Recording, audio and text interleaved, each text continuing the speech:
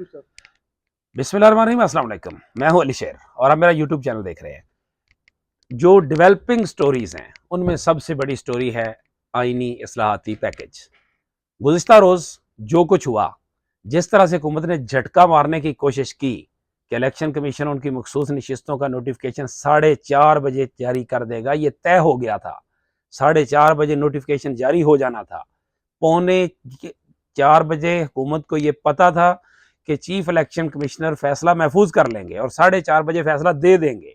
फिर उसके बाद सेनेट का इजलास होगा। सेनेट के इजलास में वो अगवा शुदा सेनेटर्स लाए जाएंगे और उसके नतीजे में वोट डलवाए जाएंगे और आईनी तरमीम को मंजूर किया जाएगा। और वहाँ से फौरी तौर पर वो जो मखसूस नशिस्तों वाली खवातीन है उनको भी ला के एक जगह पे सेव कर लिया गया था। और फिर उसके बाद कौमी असम्बली में ये खवातीन आती, वहाँ पे हल्फ उठाया जाता। हल्फ के फौरी बाद ज़िमनी झंडे के ऊपर आईनी तरमीमी बिल आता और उसको मिनटों सेकंडों में पास करके ये गए और वो गए।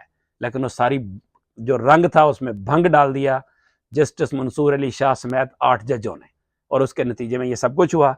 और फिर चिरागों में रोशनी न रही और बिलावल भुट्टो जरदारी को भी भागते हुए इसी सियासी दरसगाह के दर पे आना पड़ा।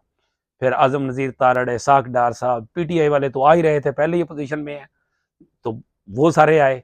और इस वक्त की जो ताज़ा तरीन सूरत हाल है वो है कि बिलावल भुट्टो जरदारी साहब अभी अभी मौलाना के घर आए थे, जस्ट चंद मिनट पहले यहाँ से निकले हैं। काम की आपको बात बताऊं, काम की बात ये कि मौलाना ने बिलावल को, ज़ाहिर ये सियासी बातचीत तो होती है, घर में होना, आना, मेहमान होना, ये एक रवायात की बात ज़रूर है, लेकिन जो सियासी रिकॉर्ड होता है उसको दुरुस्त रखा जाता है। ऐसा नहीं होता कि आंखें बंद कर ली जाती हैं। हमारे ज़राए के मुताबिक मौलाना साहब ने बिलावल भुट्टो जरदारी को खरी खरी सुनाई है कि एक तरफ आप इत्तफाक राय की बात कर रहे हैं, एक तरफ आप आईनी तरमीम की बात कर रहे हैं, दूसरी तरफ आप लोग खवातीन की तज़हीर कर रहे हैं, चादर चार दीवारी पर अमाल कर रहे हैं। नसीमा एहसान जो सेनेटर है बीएनपी की, उनके साथ क्या किया गया है, उनके बेटे और उनके खामद को उठा लिया गया है। इनके अपने सेनेटर अब्दुल शकूर साहब जो हैं उनको गायब कर दिया गया। बाकी अरकान के साथ, फैमिलीज के साथ, उनके बच्चों के साथ जो कुछ किया जा रहा है, क्या ऐसी आईनी तरमीम होती है? मौलाना ने उनके सामने सवाल उठाया कि 19वीं जो 18वीं आईनी तरमीम हो रही थी, 9 महीने उसमें लगे थे, क्या वो इन हथकंडों से हुई थी? इस तरह वो कौमी एक आईनी तरमीम बनी थी? ये वो सारे सवालात थे जिनका जवाब बिलावल के पास नहीं था। और बिलावल साहब ने ये कहा कि मैंने और मेरी पार्टी ने तो पार्लिमानी पार्टी में आज जो गुज़िश्ता रोज़ हुई पार्लियामेंट हाउस में, उसमें भी इन गिरफ्तारियों की, इस तशद्दुद की, इस हरासगी की हमने मजम्मत की है। हमने सेनेट में भी मजम्मत की है, हमने कौमी असम्बली में भी मजम्मत की है। ये बिलावल की एक तरह से सफाइयाँ थी।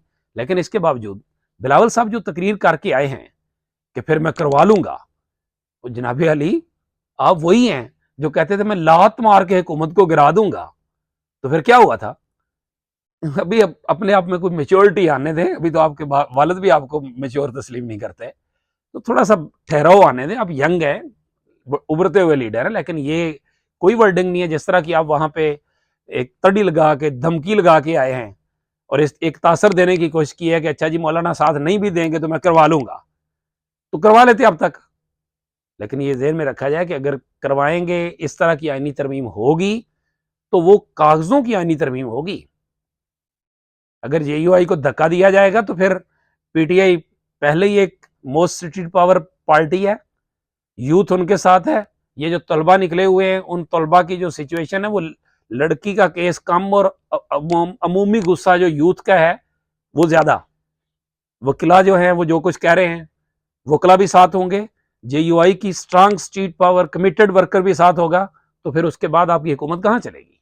फिर आप आईनी तरमीम उसी तरह जो है वो लहराते फिरना, जिस तरह से आपने अदलिया को बेबस किया और अदलिया वो कह रही थी कि 2 सूबों में इलेक्शन कराओ, और अदलिया जो है वो कह रही है कि मखसूस नशिस्तों का नोटिफिकेशन जारी करो सुप्रीम कोर्ट के फैसले के मुताबिक।